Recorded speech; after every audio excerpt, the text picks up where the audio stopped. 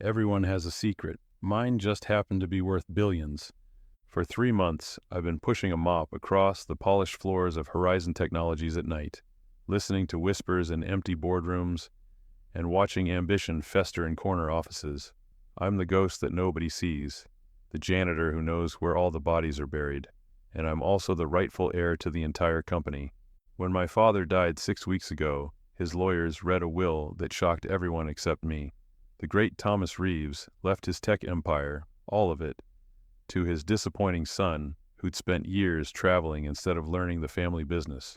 The board members' faces turned from somber to stunned in seconds. They'd expected to carve up his legacy among themselves like vultures. Instead, they got me. But I didn't take the throne. Not yet. I need time, I told the lawyers, making them swear to secrecy. Keep the interim CEO in place for now. You see, my father built Horizon from nothing, working nights in his garage while raising me alone after my mother died. In his final days, fading in his hospital bed, he squeezed my hand and whispered, "They're destroying everything I built. The company's sick from the inside, son. Find the disease before you try to cure it." So I became invisible, traded designer suits for Navy overalls, grew a beard, started working the night shift cleaning the very company I owned. The security badge around my neck reads Daniel Green, not Daniel Reeves. My father's oldest friend in HR helped arrange it, the only person who knows my secret. I thought it would take months to understand what was happening.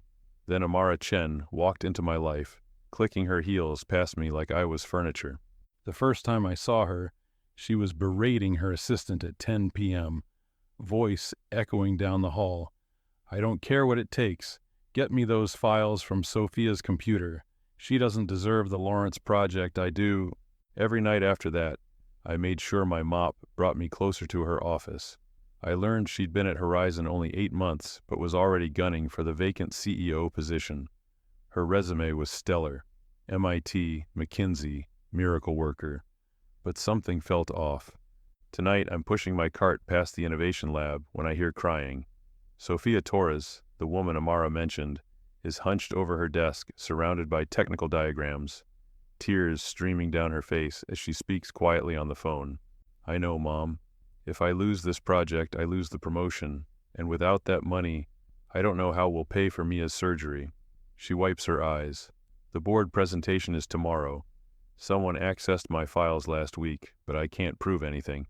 I duck away before she sees me watching, something cold settling in my chest. This isn't just corporate climbing anymore. Real lives are at stake. In the morning, I don't go home after my shift.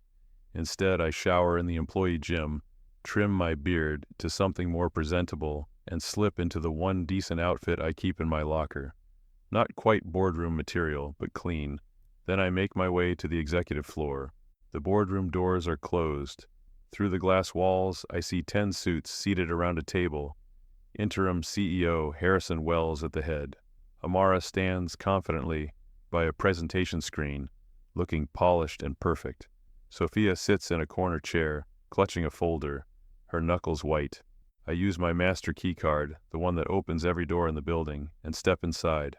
Conversations stop, heads turn. "Excuse me," Harrison says with an annoyed expression. "This is a closed meeting. Maintenance will need to wait."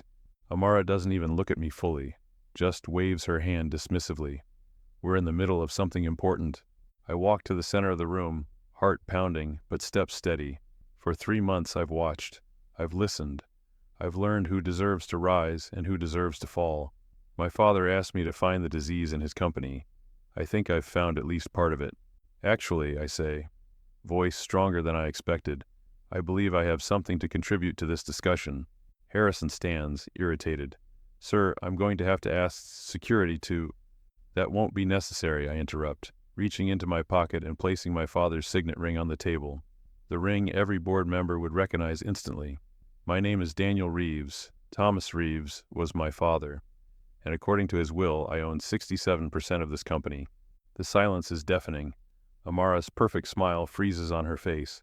"I've been working here as a janitor for 3 months, I continue calmly, learning about the company my father built, and about the people trying to tear it apart. I turn toward Amara, meeting her eyes directly for the first time. Miss Chen, I believe you were about to present the Lawrence project, the one you stole from Miss Torres?" And just like that, the game begins. The look on Amara's face is worth every night I spent emptying trash bins and mopping floors. Pure shock, followed quickly by calculation. I can almost see the gears turning behind her eyes as she tries to figure out how to adapt to this new reality. "Mr. Reeves," she recovers smoothly, professional smile sliding back into place. "What an unexpected honor. I've heard so much about your father's legacy." "Have you?" I ask, taking an empty seat at the table. "In the 8 months you've been here? Interesting, since most of these people worked alongside him for decades." Harrison Wells, the interim CEO, has finally found his voice. "Daniel, this is highly irregular. We were told you were taking time to grieve before engaging with the company." "I grieved," I say simply. "And I engaged, just not the way you expected." I look around the table at the board members. Some I recognize from childhood visits to my father's office. Others are newer faces. Their expressions range from bewilderment to concern to outright panic. Good. Let them wonder what I know. "Please," I gesture to Amara, "continue your presentation. I'm particularly interested in the neural interface breakthrough you're about to claim credit for." The boardroom temperature seems to drop 10 degrees. Amara's smile remains frozen, but her eyes have gone cold. "I've been leading this project for months," she says carefully. "Have you?" I pull out my phone and tap the screen. "Because for the past 3 weeks, I've been recording conversations in this building. Legal in this state with single-party consent, which I gave myself. Would you like to hear what you said to your assistant last Tuesday about accessing Sophia's files?" It's a bluff. I don't have recordings. That would be illegal without company knowledge. But Amara doesn't know that, and the flash of fear in her eyes tells me everything. Sophia Torres sits up straighter in her corner chair, eyes darting between us. "Mr. Reeves," Amara attempts again, voice honeyed but hands slightly trembling. "I think there's been a misunderstanding." "No misunderstanding. While cleaning your office, I found printouts of Sophia's original designs with your notes in the margins. I found the falsified MIT transcript you used to get hired. I found the emails where you threatened 3 employees who questioned your methods. Each statement is a calculated shot in the dark, based on snippets I've overheard. But her rapidly paling face confirms I'm hitting close to home. I turn to Sophia. "Miss Torres, would you like to explain your work to the board? The work that might fund your daughter's surgery?" Sophia's eyes widen. "How did you—" "Thin walls, late nights. People forget janitors have ears." Harrison interjects, sweat beading on his forehead. "Now wait, Daniel. You can't just walk in here after months away and start making accusations." "I haven't been away," I correct him. "I've been right here watching a company my father built on integrity become something he wouldn't recognize." I stand and walk to the window overlooking the city. 3 months ago, I wasn't ready for this. I'd spent years avoiding responsibility, traveling to distant places, convincing myself I was finding myself, when really I was running from my father's shadow. But watching Horizon from the bottom up has changed something in me. While cleaning bathrooms at 2 a.m., I continue, I overheard 2 board members discussing how to sell our military contracts to foreign investors, contracts that legally can't be transferred. I turn back to face the table. While polishing the floors outside this very room, I heard discussions about burying safety concerns with the Phoenix prototype to meet delivery deadlines. The room has gone completely still. These aren't bluffs anymore. They're conversations I actually witnessed. My father knew something was wrong before he died. He asked me to find it before taking over. I look at each face around the table. Consider it found. Amara has regained her composure, her expression now calculating. "And what exactly do you plan to do with all this janitor intelligence?" she asks, injecting the word with as much disdain as possible. I smile for the first time since entering the room.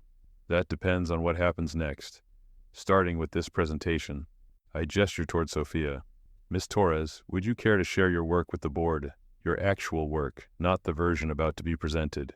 As Sophia tentatively stands and moves toward the front of the room, I catch Amara's eye. The look she gives me isn't fear anymore. It's declaration of war. Good, I've spent 3 months in the shadows. I'm ready for the fight.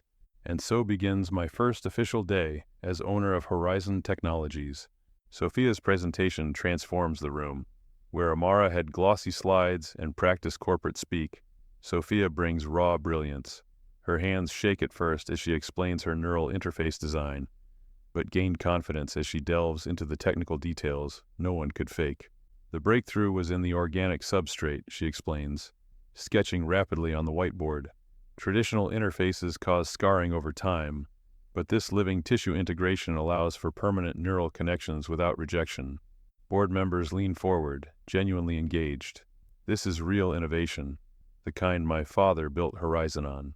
I watch Harrison's expression shift from skepticism to grudging interest, while Amara sits rigidly in her chair, a storm building behind her eyes.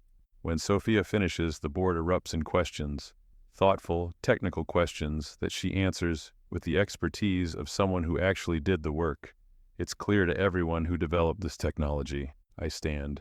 Thank you, Miss Torres. Impressive work. This proves nothing, Amara interjects sharply. We collaborated on this project. Of course she knows the details. I raise an eyebrow. Really?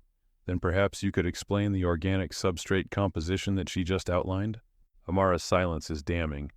I move that we recognize Sophia Torres as the lead developer on the Lawrence project, I say formally, with all accompanying benefits and promotions. You can't just come in here and... Amara begins. 67% ownership says I can, I interrupt. Voice quiet but firm. But let's put it to a vote. All in favor? Hands raise around the table, tentatively at first, then with more confidence as board members read which way the wind is blowing. Harrison's goes up last, his expression unreadable. Motion carries, I announce. Congratulations, Miss Torres. I believe this includes a substantial raise in project leadership status. Sophia's eyes fill with tears. Thank you, Mr. Reeves. This, my daughter's surgery. Take the rest of the day, I tell her gently. We'll discuss your daughter's medical needs tomorrow. Horizon has excellent insurance, but perhaps we can do better. As she gathers her materials, I turn back to the board. Now, about the interim CEO position. Harrison straightens his tie nervously. Daniel, I know this is unconventional, but I've been maintaining your father's vision during this transition period. Have you? I ask, pulling my phone out again. Because I have recordings from the night you told the development team to cut safety testing on the Phoenix project. Another bluff, but Harrison's face tells me it hits home. That was a complicated situation, he stammers. I'm sure. Miss Chen, I turn to Amara, who looks ready to bolt from the room. I'm curious about these qualification discrepancies. Our HR records show you graduated top of your class from MIT, but when I called them last week... This is absurd, she snaps, standing abruptly. You've been spying on us while pretending to be a minimum wage worker. How dare you question my credentials? I smile thinly. Interesting choice of words. Minimum wage worker. Is that how you see the people who clean your office, empty your trash, make this building function? Because I've learned more about this company picking up garbage than I ever could from this boardroom. I walk to the head of the table where Harrison sits. For 3 months I've watched, I've listened, I've learned who treats the security guards like human beings and who doesn't bother to learn their names. I've seen who stays late to help colleagues and who takes credit for others' work. Harrison reluctantly vacates the chair, and I take his place. My father built Horizon from nothing, I continue. He believed in treating every employee with dignity, from the C-suite to the cleaning staff. Somewhere along the way, that vision got lost. Today, we're finding it again. I pull out a folder I've kept hidden in my jacket. This contains evidence of various ethical violations I've documented, falsified credentials, safety violations, harassment complaints buried by HR, financial irregularities. I don't actually have documentation for all of these, but the panic in various faces around the table confirms my suspicions. I'm not looking to destroy careers, I clarify. Most of you genuinely care about this company, but Horizon needs a reset. And you think you can run this company, Amara challenges, because you've been emptying trash cans, you have no experience, no business training? You're right, I concede, surprising her. I'm not ready to be CEO. Not yet, but neither are you, and neither is anyone else in this room. I look around the table. I'm instituting a 6-month probationary period for all executive leadership. Your actions, not your words, will determine who stays and who goes. I'll be watching, and this time, not from behind a mop. I stand signaling the meeting's end. We reconvene tomorrow at 9 a.m. I suggest you all spend today reflecting on what kind of company you want Horizon to be. As board members file out in stunned silence, Amara remains, eyes blazing with hatred and something else. Fear. You won't get away with this, she hisses once we're alone. You have no idea who you're dealing with. I lean across the table. Actually, Amara, I do. I know exactly who you are, because while you were stepping on people to climb higher, I was beneath you, watching every move. For the first time, I see her truly rattled. Watch your back, Janitor, she whispers before storming out. I sink into the chair my father once occupied, heart pounding but resolute. The real work begins now. The whispers follow me through the building the next morning. Word travels fast in corporate corridors. The janitor is actually the owner's son. The heir has been watching us all. Nobody knows who to trust or what I might have overheard during those night shifts. Good. Let them wonder. I've traded the maintenance uniform for one of my father's suits, tailored to fit me overnight. The familiar scent of his cologne still clings faintly to the fabric. As I walk through the main floor, employees stare openly, some nodding respectfully, others quickly averting their gaze. Marcus, the head of security who always greeted me kindly when I was pushing a mop, approaches with a bemused expression.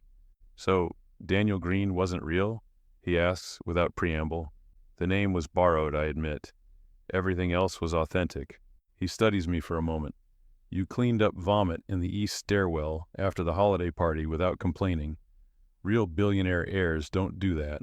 Maybe they should, I reply. Might learn something. Marcus laughs. Fair enough, Mr. Reeves. Daniel, please, and Marcus, thank you for being decent to the janitor. Not everyone was. He nods, understanding the deeper meaning. The night crew saw everything. If you ever want the real story about anyone in this building, I'll know who to ask, I finish with a smile. My office feels like a museum.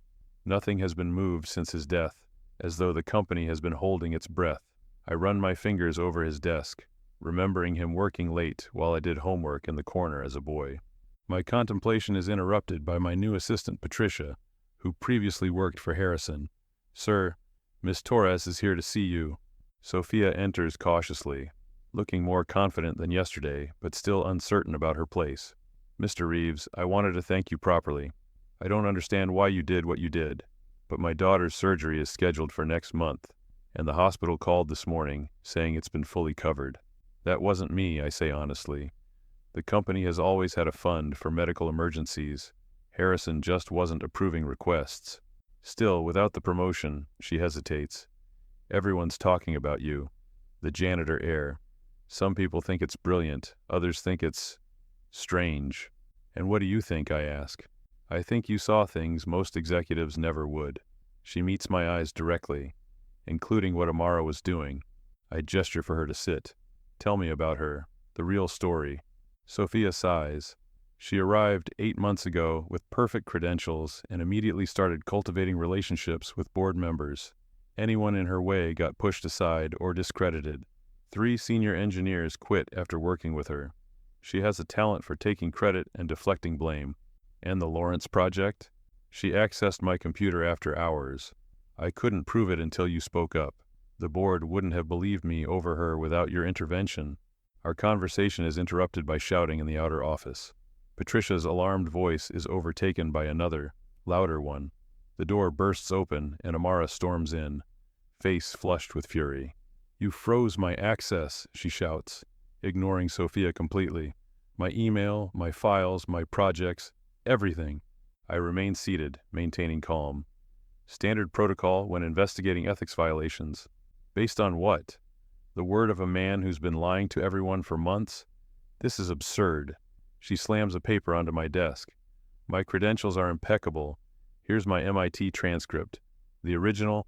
I glance at it briefly. Impressive forgery, better than the one in your HR file. Her nostrils flare.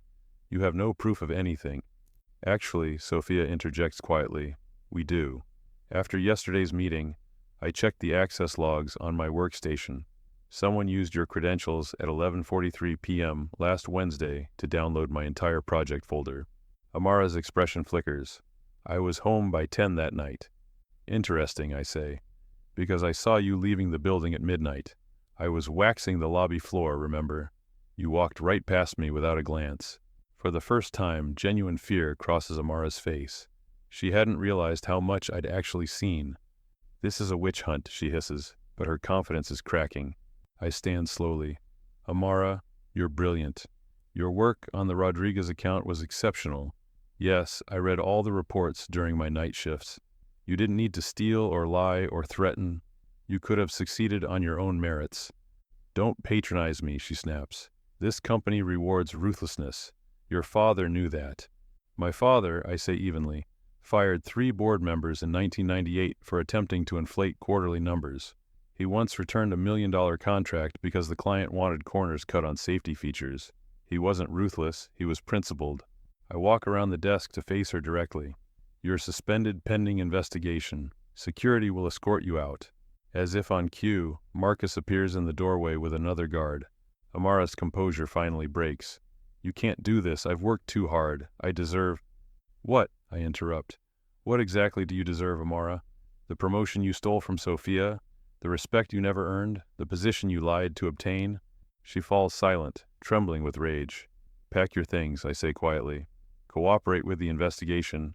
Return any proprietary information, and we won't press charges for the document forgery. As security leads her away, she turns back. This isn't over, Reeves. For now it is, I reply. When they're gone, Sophia exhales shakily. She won't go down without a fight. I'm counting on it, I admit. Amara is just a symptom. The disease runs deeper. I explain my suspicions about broader corruption, the military contracts, the safety violations, the financial discrepancies I glimpsed while cleaning executive offices late at night. I need allies, I tell her. People who care about Horizon's integrity, not just its stock price. Sophia considers this. The engineering team would follow you after what you did for me, and Carlos in legal has been fighting Harrison's corner cutting for months.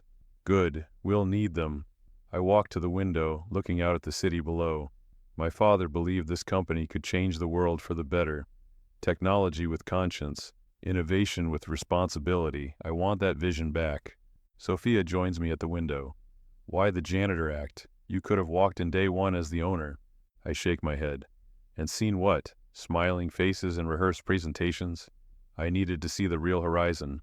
After hours, unfiltered, masks off. As we stand there plotting the company's resurrection, I realize this is just the beginning. Amara was dangerous, but she wasn't working alone. Tomorrow we face the board again, armed with what I've learned from the shadows. The janitor saw everything, and now the owner is going to clean house. 3 days into my official tenure as Horizon's owner, the counterattack begins.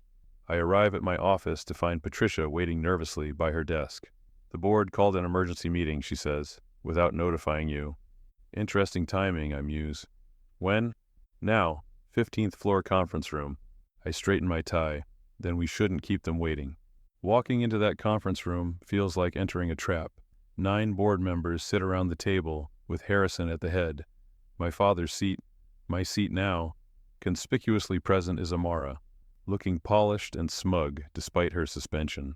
Daniel, Harrison says with false warmth, we were just about to call you. I'm sure you were, I reply, remaining standing. Quite the gathering, including suspended employees. About that, board member Victor Shelby interjects. The board feels your actions have been precipitous, making major personnel decisions without proper consultation. Proper consultation, I repeat slowly. Like the kind you had before selling design specifications to Meridian Systems? The competitor paying you through a shell company in the Caymans? Victor's face drains of color. This isn't a bluff. During my janitor days, I'd found transfer documents he'd carelessly left in a conference room trash can. That's absurd, he sputters. I pull out my phone, tapping the screen. Account number 857239. 4 transfers in the past 6 months, totaling $1.2 million. Should I continue? Silence blankets the room. I look around at each face, seeing calculations happening behind their eyes. They didn't expect me to have actual evidence. What we're concerned about, Harrison redirects, is your unorthodox approach to leadership. The board serves at the pleasure of the majority shareholder, I interrupt.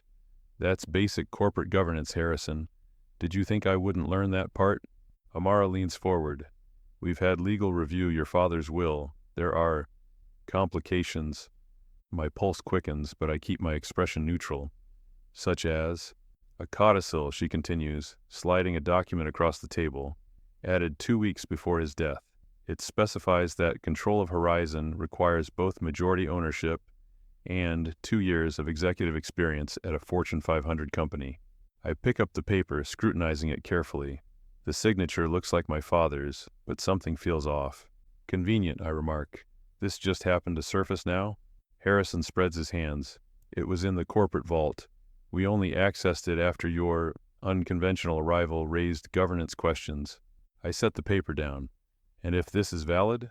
You'd retain ownership, Amara explains with poorly concealed satisfaction, but operational control would remain with the interim CEO and board until you gain the required experience. Or, she adds, you could sell your shares and walk away a very wealthy man. There it is, the real play. They want me gone one way or another. This document will need to be authenticated, I say evenly. Of course, Harrison agrees.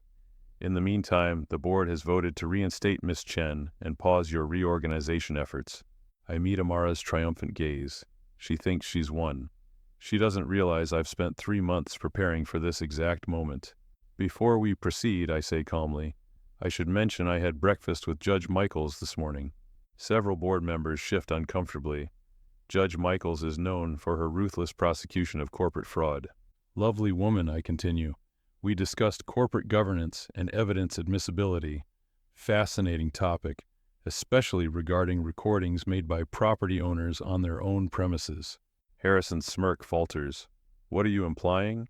That every meeting room in this building has belonged to me for 6 weeks, I reply. And the surveillance system records audio as well as video. This is another calculated bluff. The system does record audio, but accessing those recordings without notice would be legally questionable. They don't need to know that. You're bluffing, Victor challenges, but his voice wavers. I smile thinly. Would you like me to quote your conversation with Harrison last Thursday about making the janitor problem go away? Or perhaps the call you made from conference room C to your Cayman account manager? The room temperature seems to drop 10 degrees. My father always said the most powerful weapon in business is information, and 3 months of invisibility gave me plenty. Even if this codicil is legitimate, I continue, it doesn't protect any of you from criminal charges. Securities fraud, corporate espionage, conspiracy. I turn to Amara. And in your case, documented identity fraud. Your real name is Andrea Martinez. You were expelled from Stanford, not MIT, for academic dishonesty. That's why you needed Sophia's work. You're brilliant at deception, not innovation. Her mask of confidence finally slips. How did you... Night janitors have master keys, I remind her, including to the HR filing cabinets. Your background check flagged discrepancies that Harrison conveniently overlooked. I place both hands on the table, leaning forward. Here's what happens next. This meeting never occurred. The codicil will be examined by independent counsel, not your pocket law firm, Harrison. Until then, my authority stands. I straighten, buttoning my suit jacket. Anyone who cooperated with this attempted coup has until end of day to resign. After that, we move from voluntary departure to termination with cause, and potential criminal referral. You'd gut the company's leadership over a power play? Harrison demands, desperation creeping into his voice. I'd restore my father's company to people worthy of his legacy, I correct him. The janitor saw who those people are. The owner will promote them. As I turn to leave, Amara makes one last attempt. The board won't stand for this. I pause at the door. 3 board members have already contacted me privately to cooperate with the investigation into financial irregularities. They're not in this room. It's a guess, but the panicked glances around the table tell me I've hit close to the truth. Check your emails, I advise them. Resignation letters should be sent to legal by 5 p.m. As the door closes behind me, I exhale slowly, adrenaline still coursing through my veins. In the hallway, Sophia and Carlos from legal are waiting anxiously. How bad? Sophia asks. They found a loophole, I admit, or created one. We need to move faster. Carlos nods grimly. I've got the forensic accountants ready, and the backup server access you requested. Good. Start with the military contract irregularities. Follow the money. As we walked toward my office, I noticed Marcus directing his security team to quietly position themselves near executive offices and server rooms. Our alliance of the overlooked and underestimated is mobilizing. The battle for my father's company has truly begun. By day's end, I'll know who stands with the vision of Horizon as it should be, and who needs to be swept away. 1 week after the attempted boardroom coup, Horizon Technologies looks remarkably different. The executive floor, once a fortress of closed doors and hushed conversations, now buzzes with transparent activity. 5 board members resigned rather than face investigation. Harrison disappeared to his lake house, lawyers in tow. 3 vice presidents followed him out the door, and Amara, or Andrea, is nowhere to be found. Security camera footage showed her entering the building at 2 a.m. the night after our confrontation, using a badge that should have been deactivated. Whatever she was after, she left empty-handed. We'd already secured the servers and sensitive files. I stand at my father's window, my window now, watching the morning sun illuminate the city. The door opens quietly behind me. "You wanted to see me, sir?" It's Sophia, carrying a tablet and looking more confident in her new role as Chief Innovation Officer. "Please, it's still Daniel," I remind her, gesturing to the sitting area. "How's your daughter?" Sophia's face brightens. "The doctors are optimistic. The surgery is scheduled for next week. Take all the time you need. Your team can handle things." She nods gratefully. I've finished reviewing the Lawrence project documentation. The neural interface works even better than we hoped. Early clinical trials show a 92% success rate for paralysis patients. Pride swells in my chest, not for myself, but for what Horizon can accomplish when the right people are empowered. This is what my father always intended. "There's something else," Sophia says, her expression turning serious. "We found irregularities in the Phoenix project code. Backdoors that weren't in the original design." My jaw tightens. "Amara?" The timestamps match her access. The backdoor would have allowed remote control of the system after deployment. For what purpose? Sophia shakes her head. "Unknown, but it would have compromised national security if deployed." The pieces click together. Amara's false credentials, Victor's offshore accounts, Harrison's corner cutting. Not just corporate climbing, but something more sinister. Alert federal authorities, I decide. Send them everything we have. Our conversation is interrupted by Patricia. "Sir, there's a situation in the lobby. Miss Chen is demanding to see you." I exchange glances with Sophia. "Security?" Marcus has her contained, but she's making quite a scene. Press is starting to gather outside. Of course, a public confrontation to paint herself as the victim. Calculated as always. "Have Marcus bring her to the conference room," I instruct, "and call Carlos from legal." 20 minutes later, I enter the glass-walled conference room, where Amara waits, looking simultaneously disheveled and carefully staged for maximum sympathy effect. A far cry from her usual polished perfection. "Come to gloat?" she asks bitterly. "Not my style," I reply, taking a seat across from her. Carlos silently slips into the room behind me, legal pad in hand. "You destroyed everything I worked for," she continues, voice rising. "I earned my position here." "Did you? By stealing others' work? Falsifying credentials? Planting backdoors in secure systems?" Her eyes widen slightly at the last accusation. "I don't know what you're talking about." "The Phoenix project," I clarify. "The unauthorized code additions, the offshore accounts. We found it all, Andrea." The use of her real name lands like a physical blow. For a moment, her carefully constructed facade cracks, revealing something cold and calculating beneath. "You have no idea what forces you're dealing with," she hisses, leaning forward. "This is bigger than your daddy's company." "Then enlighten me." She sits back, reassessing. "What's your offer?" "Excuse me?" "Your offer," she repeats impatiently. "For my silence, for walking away quietly." I study her for a long moment. Even now, backed into a corner, she's looking for leverage, for profit. "There is no offer," I tell her quietly. "The FBI is already reviewing the Phoenix project code. The Defense Department has been notified about the back doors. This stopped being about corporate politics the moment you compromised national security." For the first time, real fear flashes across her face. "You don't understand. I had no choice." "There's always a choice," I counter. "My father taught me that." "Your father," she laughs bitterly. "The great Thomas Reeves, so principled, so visionary. Did he tell you about Project Blackout? About what Horizon was really building for the military? I keep my expression neutral, but my pulse quickens. Explain. The neural interface isn't just for paralysis patients, she says, lowering her voice. The military application allows for remote neural control. Soldiers who can't disobey orders, can't question commands, can't feel fear. Carlos shifts uncomfortably beside me. This is news to both of us. That's not possible, I argue. The technology is therapeutic, not... Wake up, she interrupts. Why do you think the Pentagon funded Sophia's research? Out of the goodness of their hearts? The back door wasn't mine, it was already there, built into the original specs your father approved. I feel the floor shifting beneath me. Could my father have known? Would he have approved something like this? You're lying, I say, but with less conviction than before.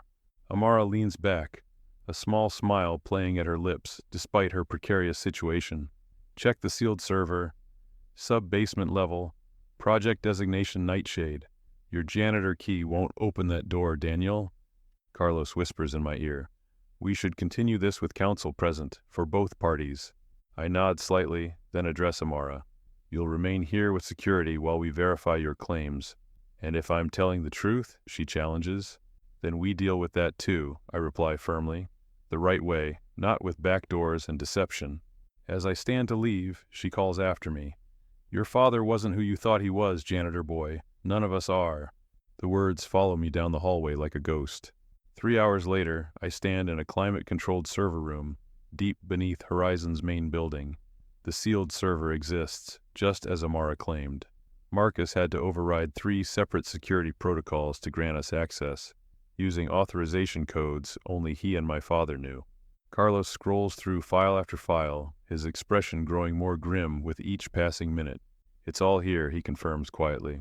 Project Nightshade, neural compliance protocols, autonomous override capabilities. He looks up at me, eyes troubled. Your father's digital signature is on every approval document. I feel sick. The man who taught me about integrity, about responsibility, had he been building a tool for mind control? When were these files last accessed? I ask. Carlos checks the timestamps. 3 weeks before your father's death. He locked the entire project down. Added a note. Project terminated. Ethical concerns insurmountable. Relief floods through me, followed quickly by renewed determination. My father had seen the danger and shut it down. But others, like Harrison, like Victor, like Amara, had tried to revive it after his death. Download everything, I instruct. We take this to the Defense Department Oversight Committee. No backdoors, no secret applications. If this technology can help people like Sophia's daughter, that's what it will do. Nothing more. Marcus clears his throat. Sir, Miss Chen, or Martinez, is still upstairs. Bring her to my office, I decide. I think we need to finish our conversation. When Amara is escorted in, she carries herself with surprising dignity for someone whose schemes have collapsed. She takes in my expression and smiles thinly. You found it, she states, rather than asks. I did. I gesture for her to sit. What I don't understand is your role in all this. You weren't even at Horizon when Nightshade was active. She crosses her legs casually. I represent interested parties who were disappointed when your father terminated the project. They sent me to revive it. Corporate espionage, I translate. Global security, she counters. Do you have any idea what a controlled military force could accomplish? How many American lives could be saved if soldiers operated as a perfect unit? At the cost of their humanity, I point out. Their free will. She shrugs. Sacrifices for the greater good. And stealing Sophia's work, forging credentials, was that for the greater good too? Expedience, she admits without shame. I needed position and access quickly. Harrison was easily manipulated, ambitious but weak. The board was focused on quarterly profits, not project details. I lean forward. And now? Now?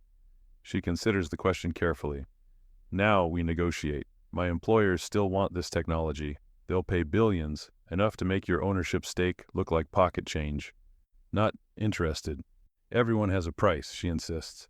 I stand, walking to my father's old chess set displayed on a side table. Picking up the white knight, I examine it thoughtfully. My father played chess every Sunday, I tell her. He taught me that the game isn't just about strategy, it's about principles, about understanding the consequences of each move.